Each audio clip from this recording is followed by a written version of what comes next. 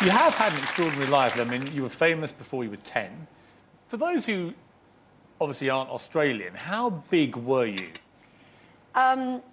It was as big as being a star on X Factor today, but instead of being on it for 10 weeks and then walking away and winning the show, you grew up on that show. So I did that for 6 years. So this was just to explain, this was a show called Young Talent Time.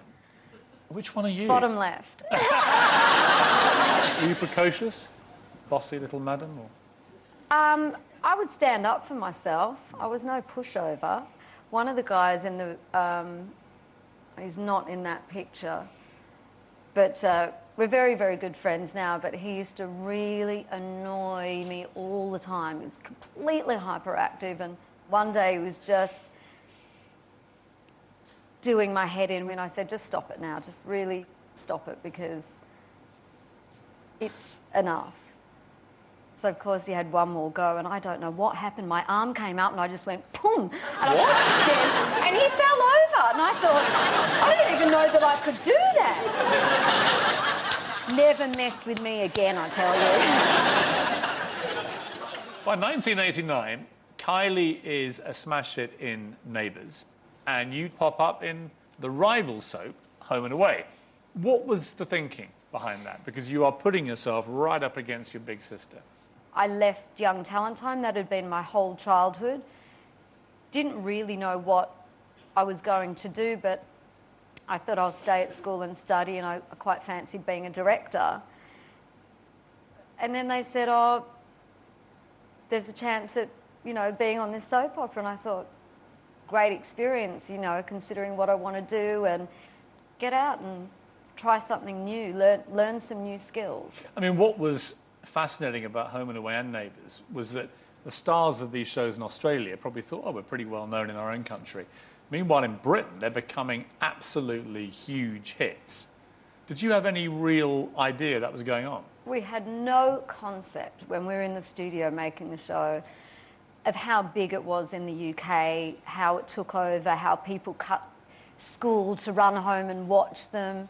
I just thought it was all pretty weird, wacky, that you're all so into this show. For us in Australia, it was popular, but it was, you know, one of many shows. Did you like being a pop star? Because you were actually incredibly successful, despite all the people that sneer at you now about your pop career. If you actually look at the number of hits you had, you were successful. Loved it. I've always loved music. I've always loved being a part of it. And whether I'm mentoring the kids on X Factor or doing it myself, I love it. I just love to be around it all the time. You've tasted fame. You're having a great, successful pop career as well. But the one thing missing from your life is a man. With her early showbiz career leaving no time for romance, when Danni did fall in love, she fell hard for fellow actor Julian McMahon, the son of an ex-Prime Minister. At the time, it was like the most glamorous thing in the world. It was gorgeous, you know, she looked stunning, he was so handsome, Kylie was a bridesmaid. It was beautiful. When she decided to marry the son of a former Prime Minister, I was a bit concerned about that. God, was I there. I was invited. It was one of the weirdest weddings I'd ever been to. It was the first real bit of Australian aristocracy I'd seen, and it was really ugly. And it wasn't long before the newspapers were putting the boot in. The backlash in the Australian press, certain side of the press, was really horrible, and they just thought, oh, pop star marrying Prime Minister's son, that it could never work. It had failure all over it. Having lived under an ever-present media spotlight, it came as no surprise when the couple's marriage fell apart after just 17 months. The fairy tale was over.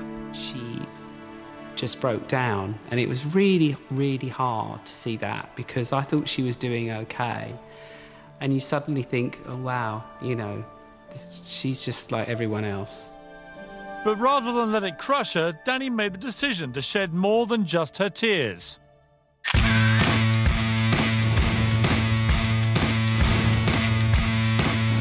She just got divorced, and I think her self-esteem was limbo low. So I understand what she was doing. She was just trying to reclaim her her sexuality and trying to, you know, build herself up in the public eye. You know, for me, it's always difficult when I see children that grew up with me who become sort of like my own children in a way, do something that I'd rather they didn't. In reflection now, I don't see any problem with it. I just couldn't look at it, that's all. Playboy was, you know, 2 fingers up to him, and like, this is what you're missing.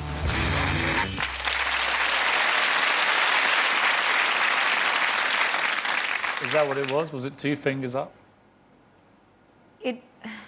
In the end, it was,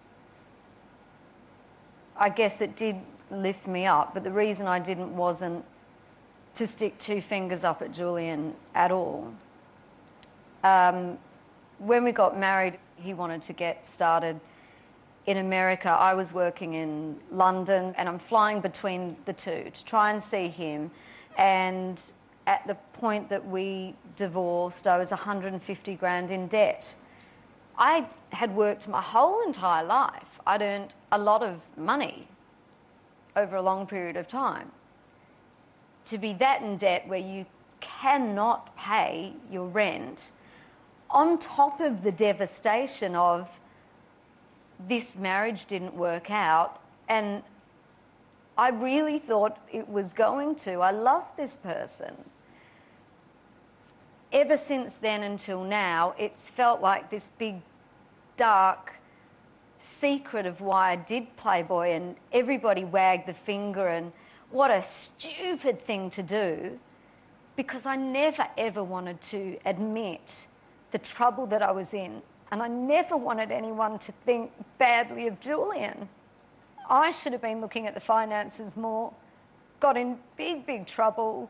It's kind of nice now to say, okay, it did look like the most stupid thing to do, but I had no other choice, and I would never, ever ask my family